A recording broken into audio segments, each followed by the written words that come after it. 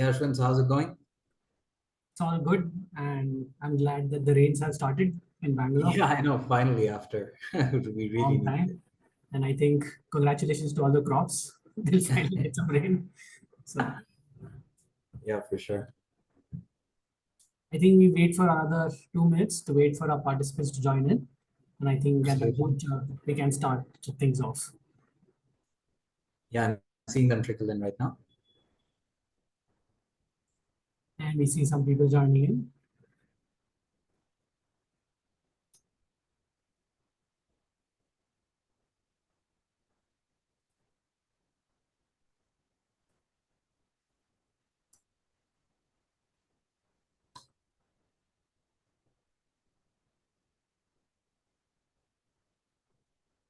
You could just give another 30 seconds and then Yes, begin.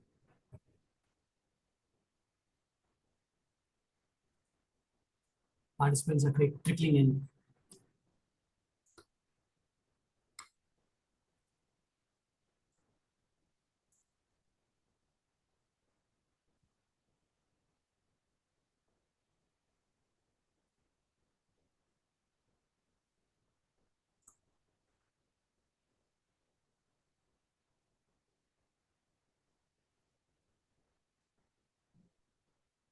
Okay, great. Yeah, I think why don't we just get started?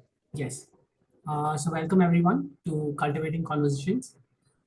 This is brought to you by both Chiron and Agwise. Uh, Let me start this entire presentation with a brief agenda, which Varun will talk about. And after that, we will introduce ourselves and we'll subsequently talk about the rest of the presentation after that. Varun, will be great if you can talk about the agenda a bit. Yeah, so we'll run through this fairly quickly. This will be a very informal talk between Ashwin and I, and a little bit about our experiences of building agriculture chatbots and just generally our work in the agriculture industry over the last 6 years. We'll start with, as Ashwin said, introductions. We'll go into why farmer engagement chatbots, decoding rules versus large language model chatbots, tips and tricks for successful implementations.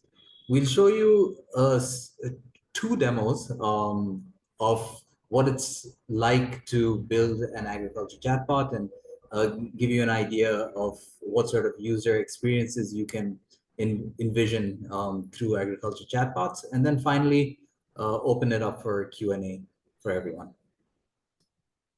Some housekeeping. This session is recorded. This webinar is recorded. It will be made available to you on our LinkedIn, through email, and on our YouTube channels.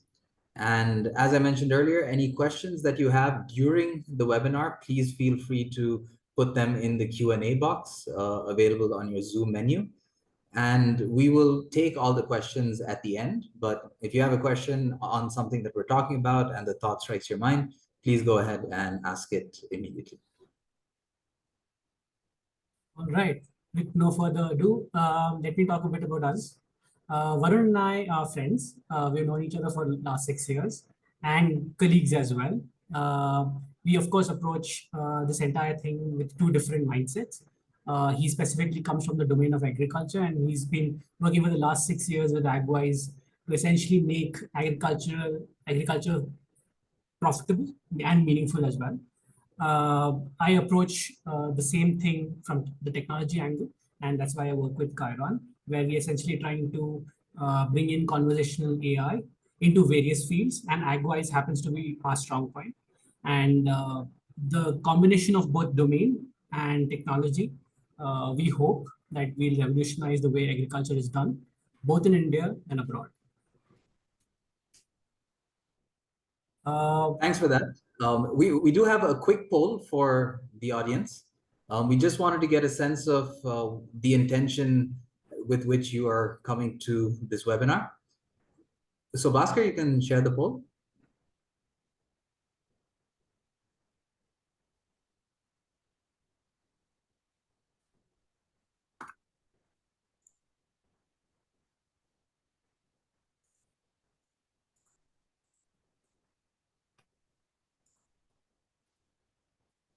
We will give it a few minutes and wait for our audience to answer the question. And I think we can proceed in another minute or so. So Bhaskar, can I continue? Yeah, I think you have the green flag. Yeah, the results are out there. Perfect. Yeah. Great. So I see most of you are here to just deepen your understanding of agriculture chatbots. There are a few of you that intend to integrate agriculture chatbots into your operations. And then finally, there are a few of you that are actively researching agriculture chatbot technology. And that matches our viewpoint as well, Varun, in the sense that we know that in general, the public is still looking at seeing the promise of LLMs and bots meet the reality. And I think that's what we're working. So I think it just reflects what we have been seeing over our so many meetings with different people. Yeah, agriculture chatbots in general are a very new concept. I think when ChatGPT and large language models entered into the spotlight, early last year, or even late the previous year, it became the hottest thing that everybody was talking about. Everybody started to think about different ways large language models can help them in their work, and I'm sure all of us at a personal level have used ChatGPT to help write emails or create content or maybe We had even quite a cheat few on some excited exams. conversations over the table as well. So Yeah, correct. So yeah, I mean, this is a fairly new concept. We're very happy to be one of the pioneering companies in it. And to that point, I just want to introduce our experience. So Nimble Work is our parent company. Both Agwise and Chiron are divisions of Nimble Work. Across Nimble Work, Agwise and Chiron, we've worked across different geographies, different domains, and currently we have about over 1 million users on our platforms. And what our strength is that we can bring experiences across these different industries and different verticals and bring them into the agriculture domain, which is very unique in itself and does have a lot of let's say unique use cases and unique challenges for adoption.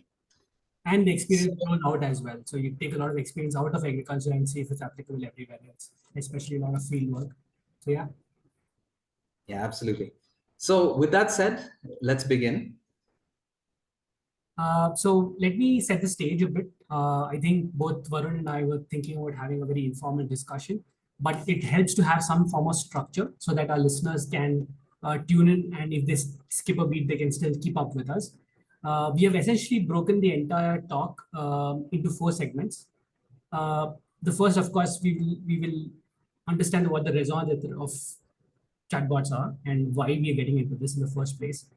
Uh, it's not that chatbots are very new. They have been around for quite a while, but the way they have been implemented now and how they're getting implemented now is changing. And that's the reason why we talk about chatbots with this renewed view of large language models and classifiers and so forth. So we get a bit uh, technical without delving too much into the details.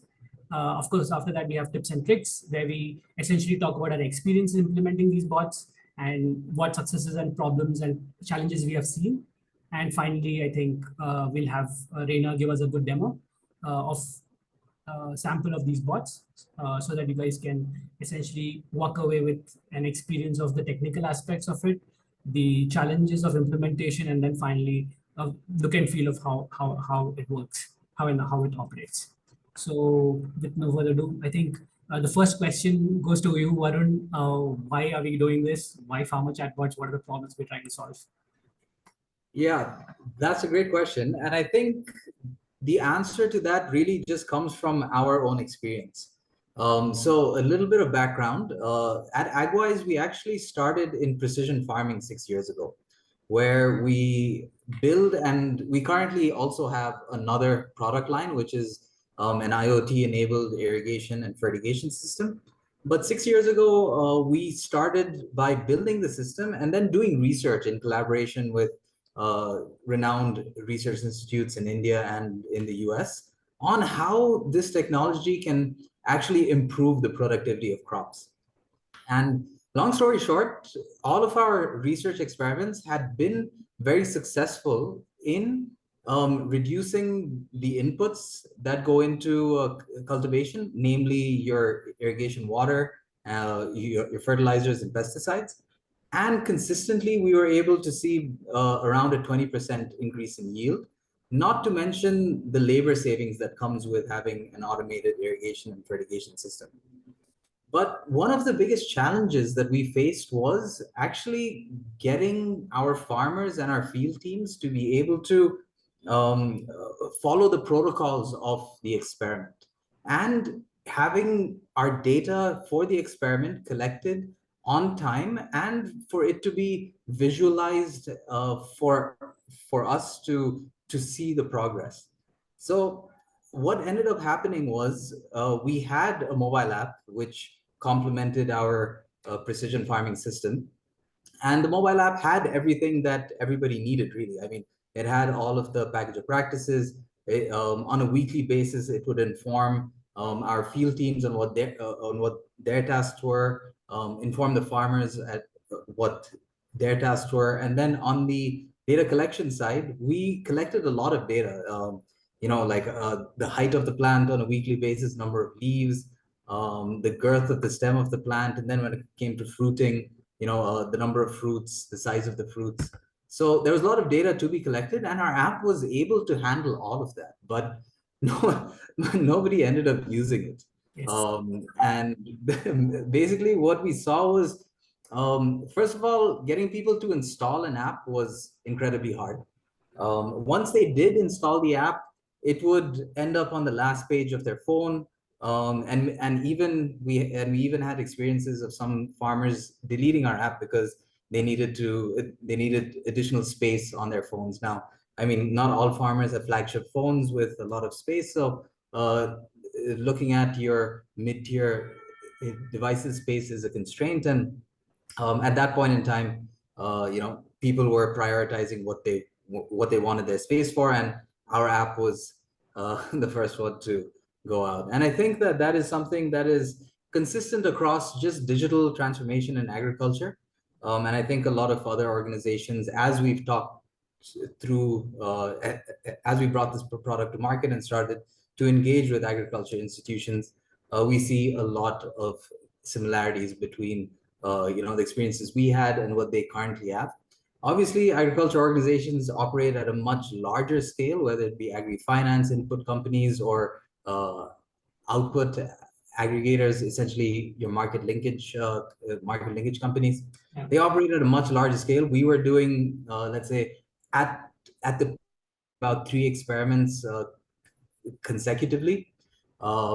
So at that scale, the problems are only larger. And So this problem doesn't just exist in agriculture. I mean, you see that in a lot of fields where clinical process design meets reality, and you assume that all these factors will be accounted for, but because of communication and the fundamental friction that goes with apps, people are not able to. I mean, you're not able to actually get the data that you want to, right? So you're right. I mean, that it's not just. I mean, and we've been seeing it for quite a while now. yeah, absolutely. And as you said in the beginning, I think these problems in agriculture are a little bit more serious or are a bigger challenge to overcome. Primarily because we're dealing with people that are often in rural areas. Maybe they don't have the experience with technology like we have here in the cities, and especially when you're dealing with multiple geographies, multiple languages, having that localization becomes really important. And it's just and also a matter of time, right? I mean, you already have so much work to do. Farming is not easy, and having additional apps and dealing with that technology itself could be a pain for some. Exactly. Yeah. The learning curve for a new technology is something that if if somebody can avoid, they would avoid. Yeah. So at the end of the day, what we're trying to do with Agwise here is we're trying to bring agriculture organizations, their field teams and farmers onto one chat platform.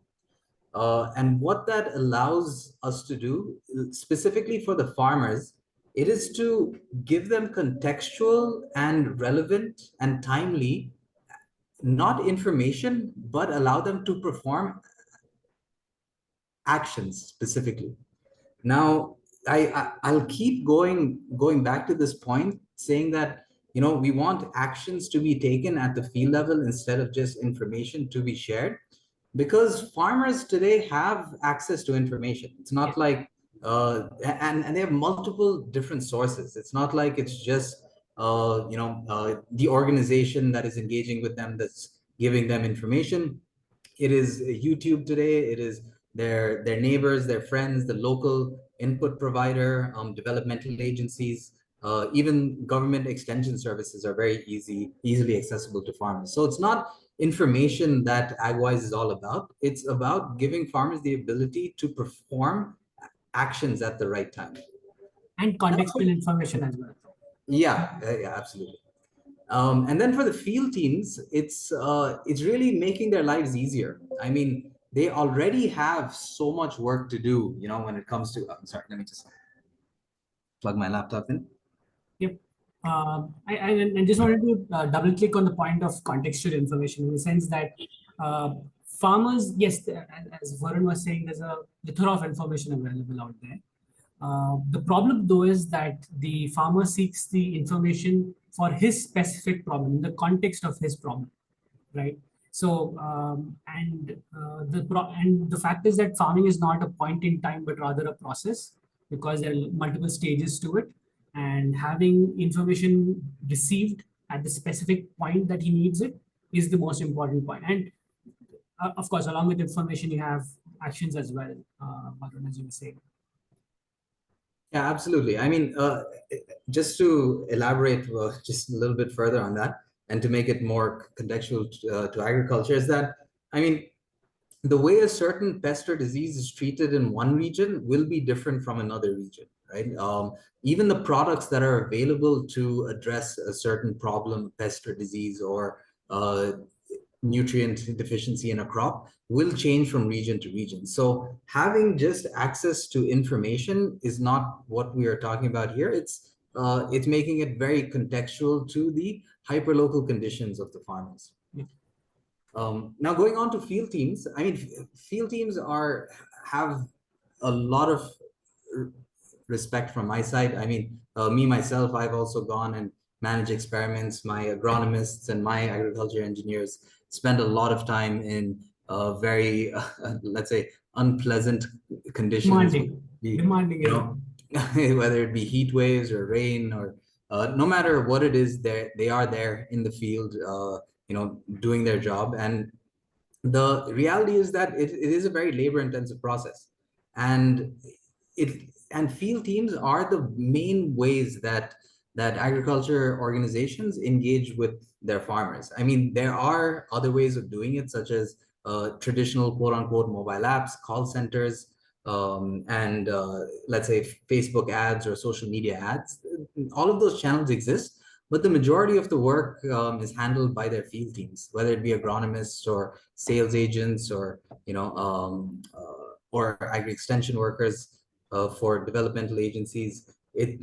There is really a lot of work. So what AgWise does is it just makes their jobs easier. I mean, they don't have to travel as much, and they don't have to spend as much time following up with farmers, making sure that they've implemented a certain practice, getting feedback on that practice, and then giving them further support if they need it, right? A lot of it can be automated, and that's what we intend to do for field teams. And finally, for the organizations themselves, I mean, the main benefit here is that uh, as opposed to relying on field teams, the information becomes a lot more timely. Like for example, even in my research experiments, which were very controlled, and we were only doing a few at a time, I would often have to wait at least a week, if not longer, to get uh, a nice report on what was happening in the experiments. And after talking to certain organizations, I've even heard that it could take even up to 3 months for them to, actually find out what happened in the previous season. So having all of the farmers, their field teams, and the organizations on one chat platform, all of the data that is available at the field level collected directly from farmers, whereas in the case of field teams, it's usually the field teams that are collecting this information. But with the chatbot, you can go directly to farmers, and all of the information is updated and being able to be reported and analyzed in real time, pretty much. Yeah, and you may want to also talk about the fact that all field teams may not be equipped to answer all questions.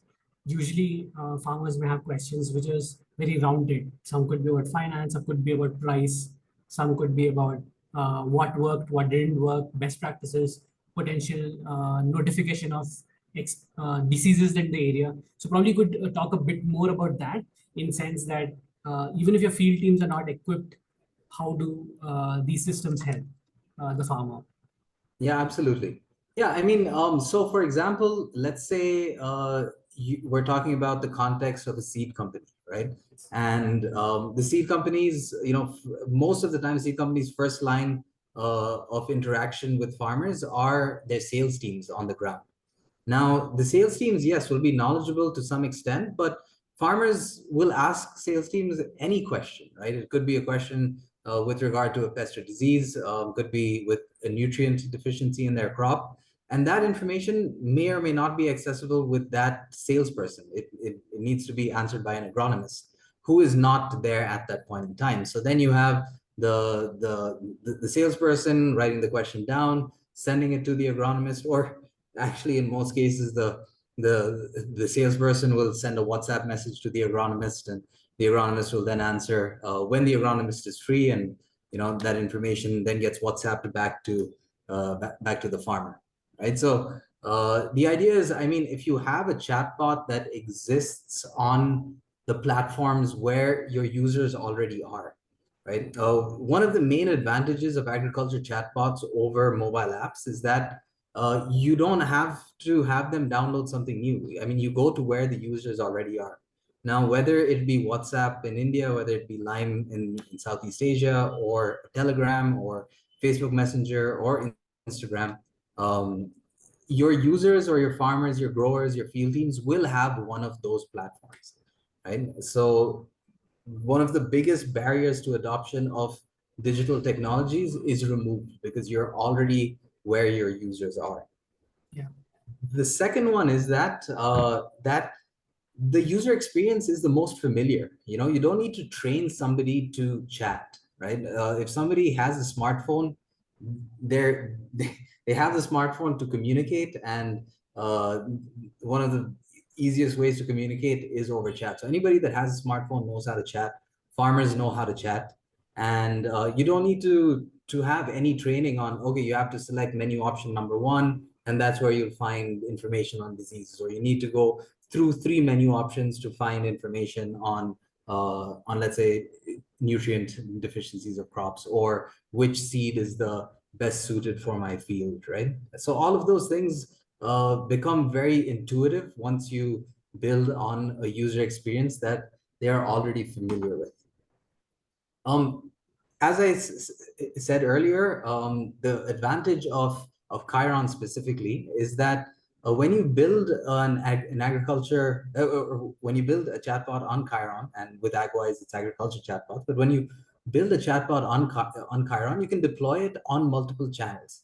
So even if a portion of your global growers or farmers are on one platform, and the other portion is on another platform, let's just say Facebook and Line, then you can still build one chatbot that is accessible through multiple platforms. So, And so finally, to basically summarize it so far, as you were saying, the primary thing that we're trying to solve is uh, apps are tough. You need to build those. It takes some time. So it makes sense to go where the users are. It's WhatsApp in India and Line in Southeast Asia. The second takeaway is that timely information integrated with various information sources that are pushed to the farmer, so he doesn't have or anybody else in the field, so that they don't have to ask the questions. They directly get them as notifications. And I think you were making the last point just when I cut you off. Yeah, so I was gonna conclude by basically saying that what the other advantage of building services using chatbots is that you can iterate very quickly because you don't have to worry about your UI.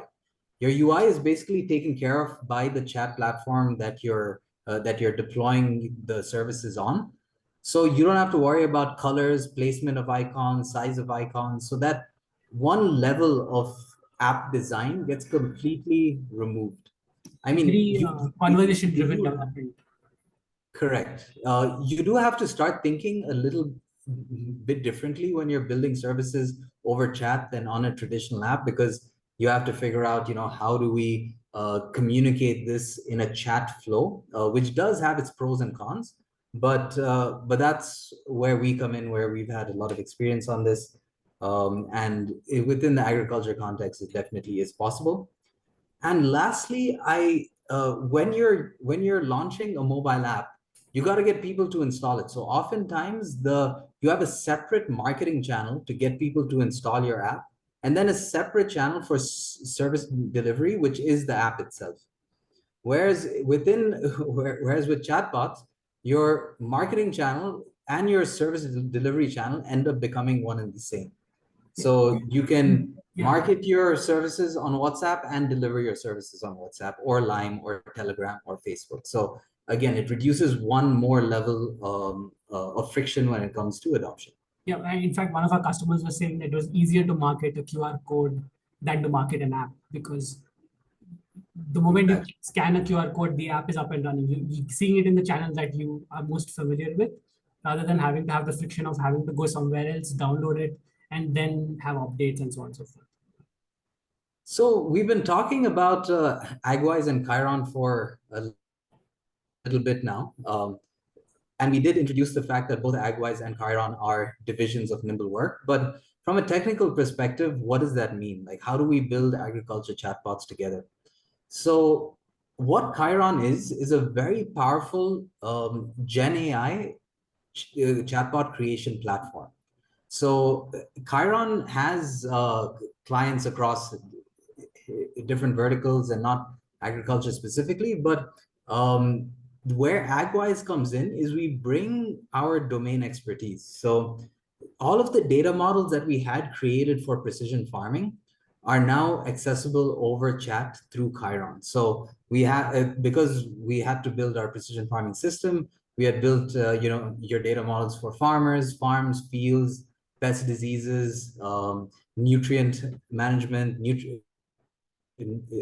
fertilizer calculators, weather advisories, and being able to tie, let's say, certain products that are out there with problems that farmers face. So all of those data models are accessible, are built in Agwise.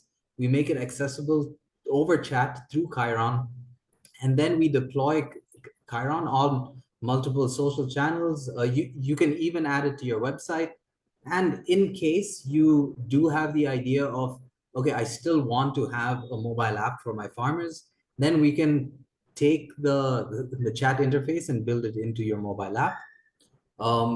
You can increase your engagement with your existing digital tools, and even if you're building a brand new chatbot, using large language models and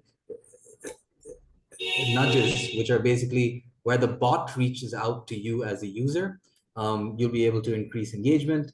All of the interactions, right, between a user and the chatbot are recorded, are analyzed, which is one of the advantages of using a chatbot instead of just having multiple WhatsApp groups. There's no visibility into aggregated information inside a WhatsApp group that, let's say, an agronomist would create with farmers. But With a chatbot, every interaction is recorded, it's accessible, and it's aggregated and visualized.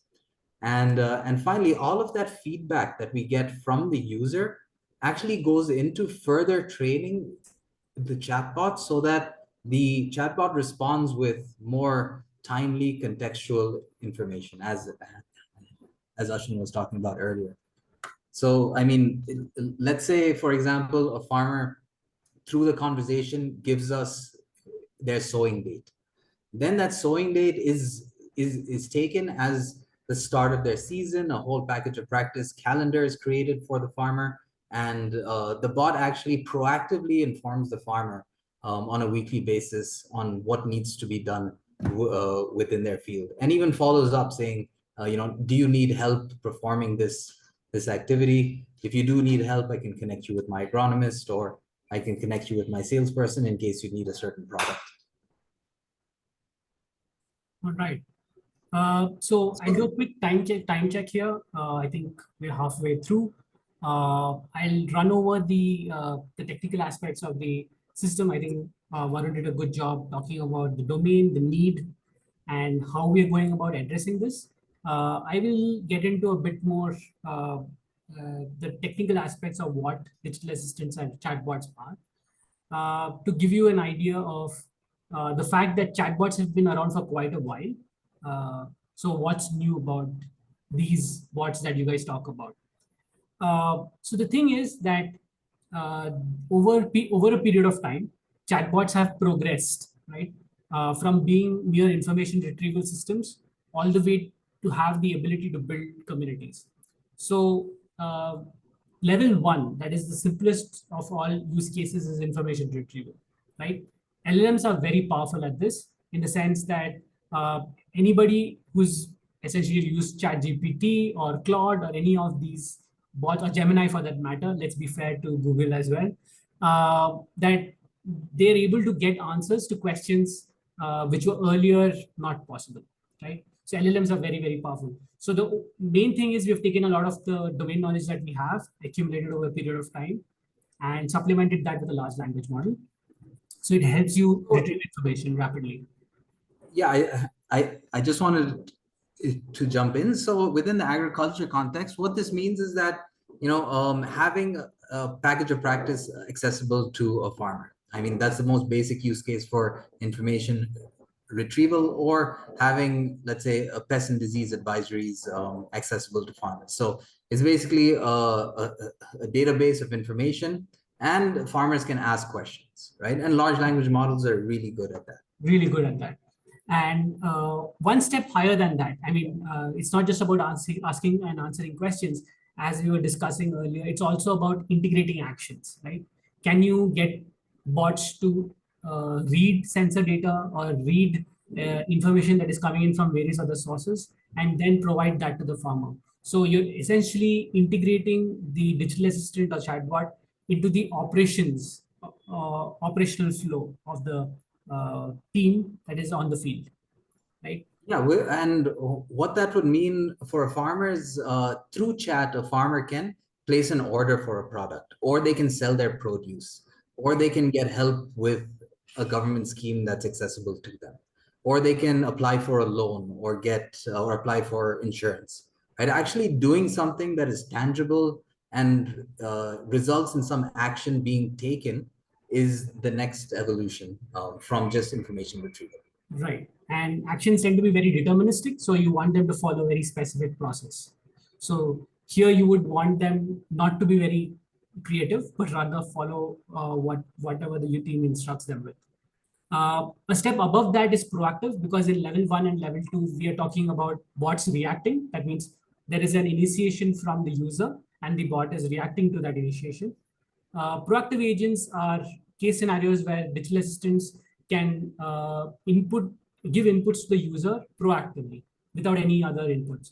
So it could be that they are looking at sensor data, they're looking at price data, and when a certain event happens, at that juncture, the bot is able to proactively push a notification or a nudge, and the user is able to get information without him having initiated the conversation. Yeah, and once again, within the agriculture context, it's that after the farmer starts engaging with our chatbots, the chatbots actually learn about the farmer, like what crop they're growing, what sort of, or how many acres they've planted in, what their sowing date was.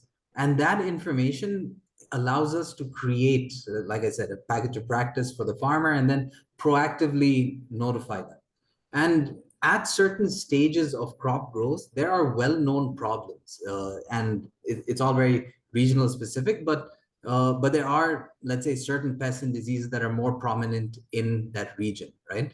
So if you see multiple farmers within a region start to report a certain pest or disease, then the rest of the farmers within that region can be proactively reached out to by the chatbot to inform them of this pest and disease.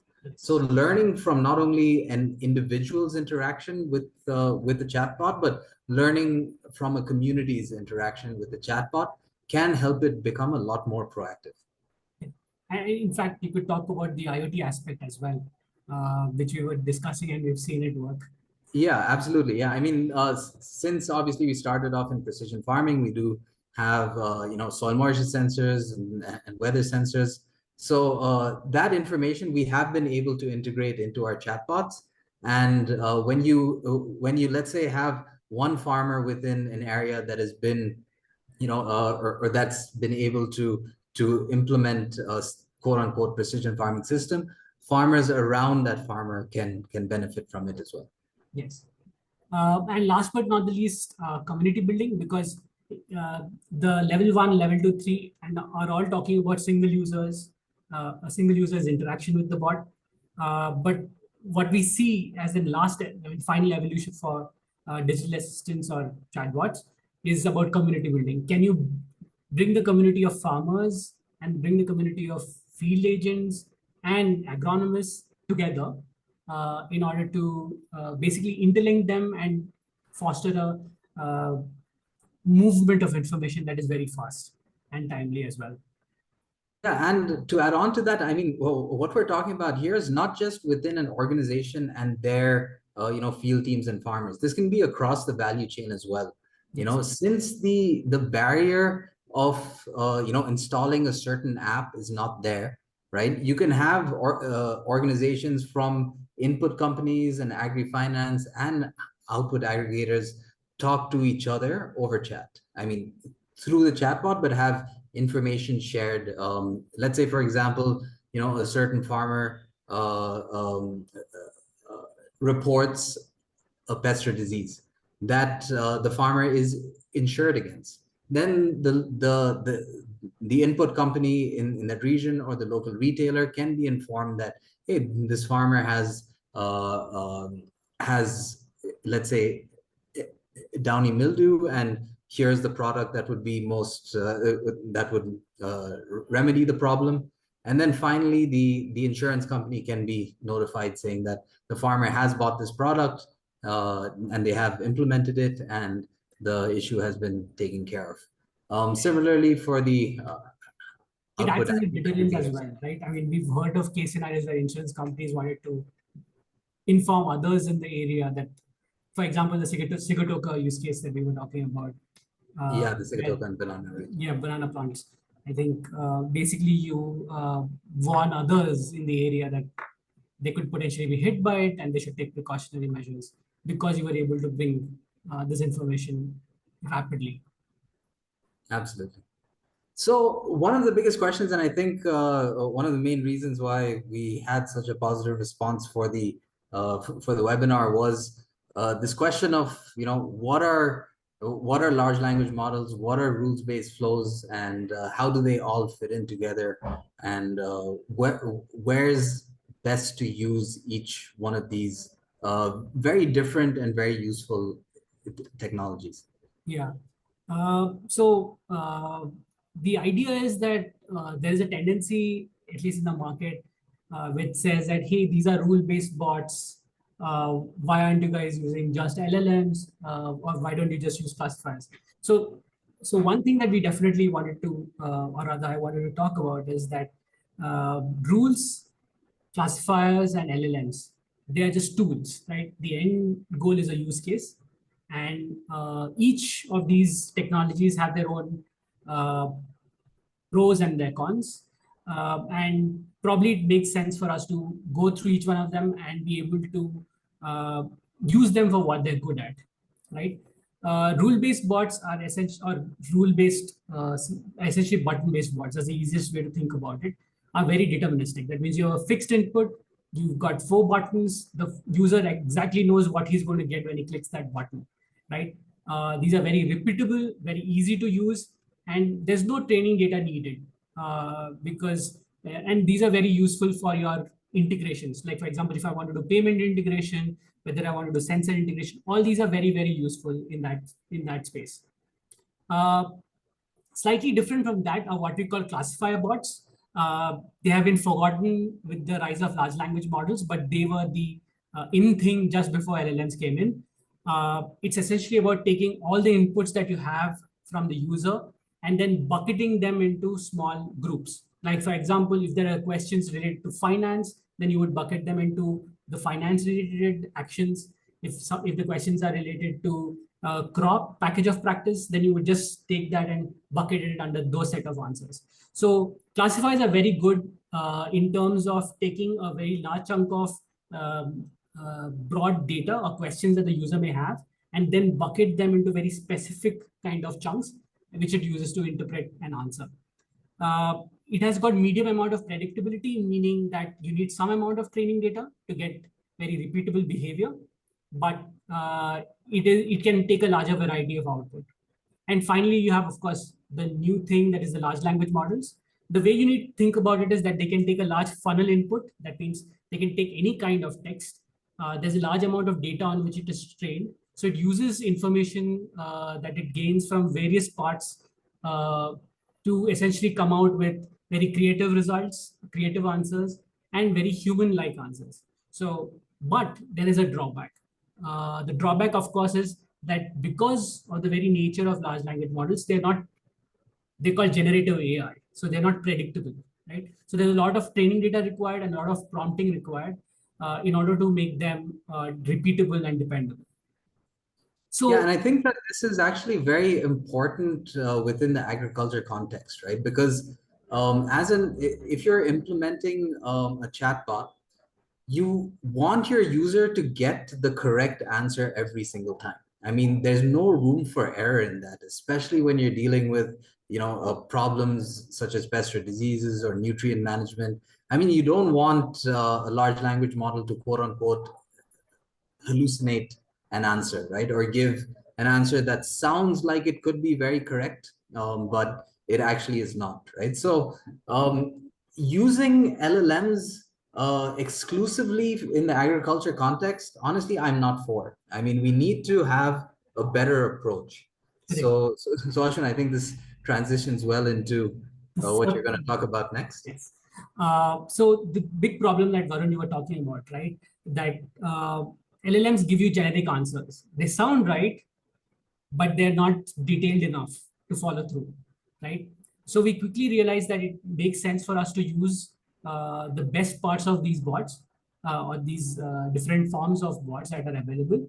And Chiron is a platform on which you can build hybrid bots. That means you can use rules where needed, classifiers where needed, and then finally layer them with large language models so that they're able to understand users extremely well, but are able to give repeatable answers.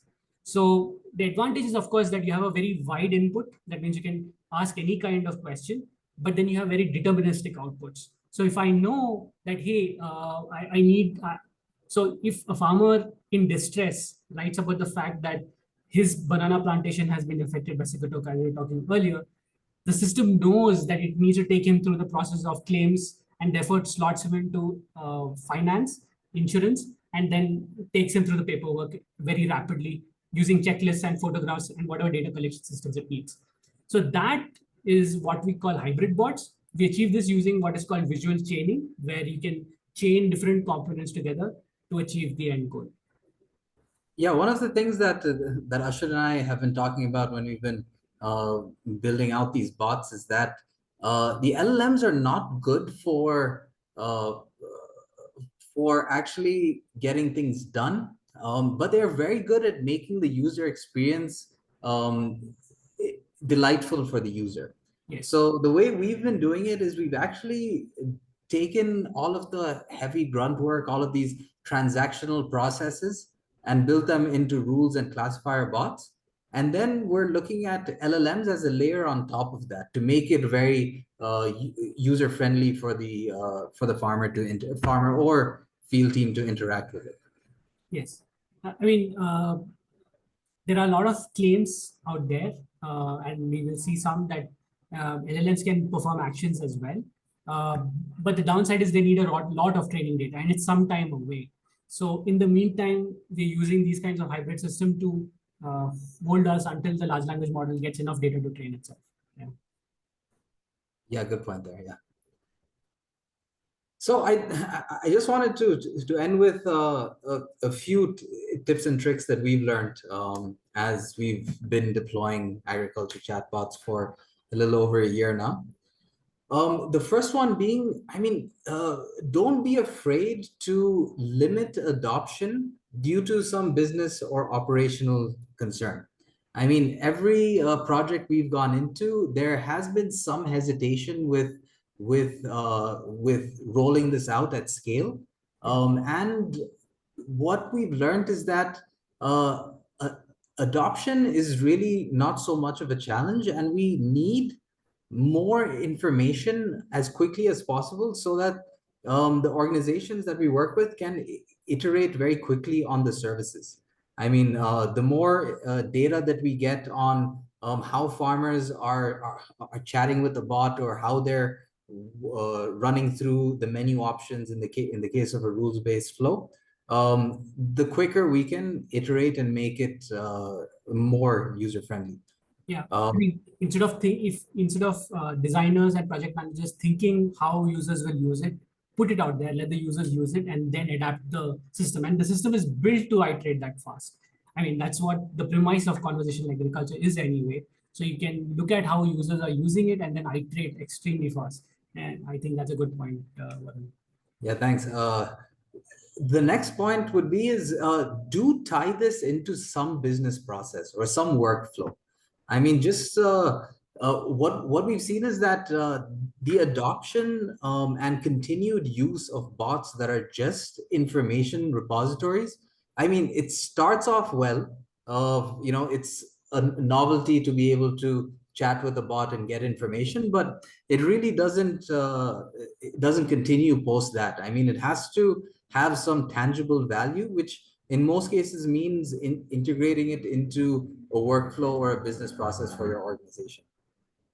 The next thing that I would say is that choose a platform. I mean, whether you work with us or anybody else, choose a platform that is flexible, one that has the option of deploying, all types of the bots that we've talked about, rules, classifiers, and large language models, because depending on the use case, if it's a use case for a farmer to purchase a product, then a rules-based flow would be the best. If it's if you have so many services that you want to offer to the farmer, a rules-based flow will be very cumbersome because the farmer will have to click through maybe 2 or 3 levels of menu options before they get to the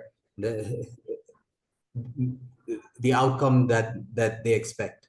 Instead, go with a classifier there, right? Where the farmer can just say, I want insurance, and then the bot understands insurance and then responds with the list of insurance services. So go with a platform that's very flexible and that has a lot of options. And in the case of agriculture, finally, you need to build in the local context. So this is why, let's say, generic agriculture chatbots or agriculture large language models that are just trained on large amounts of information that are out there is not always the way to go when you're deploying your services, because agriculture is very geographically specific, and as I said earlier, depends on it even depends on what products are available at the local shop, right? So definitely have to take the local context into it. Yeah, I mean, the local context the fact that it needs to tie to a very specific case scenario, because question answers, the novelty wears off very fast. So it should be integrated with something very tangible, and it should have value. Yeah. And as you said, it should it, the I mean, I think we were talking the other day that, and I bring this up again, that agriculture is a process. So you need touch points at various times. So unless you have some kind of context which understands what the farmer is growing and at what period of time and where he is in that process, any help that you give would be generic in nature. It would not be specific to what he's doing. Exactly. Profiles are here. You can you can access us on LinkedIn. You can find us on our websites as well. And I've added my phone number to the chat just in case, and you haven't gotten it. It's 9980-185-100. This is an Indian phone number, so if you want to contact me internationally, you put a +91 in front of that, and I'll be available on WhatsApp, so you can chat with me anytime. There's two more questions.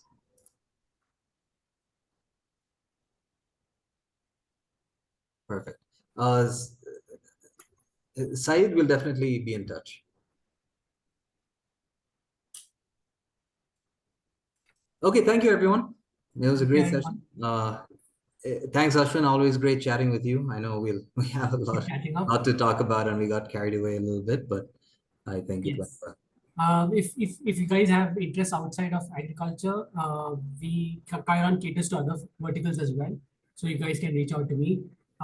We deal with digital assistance outside of agriculture. AgWise is Varun's focus.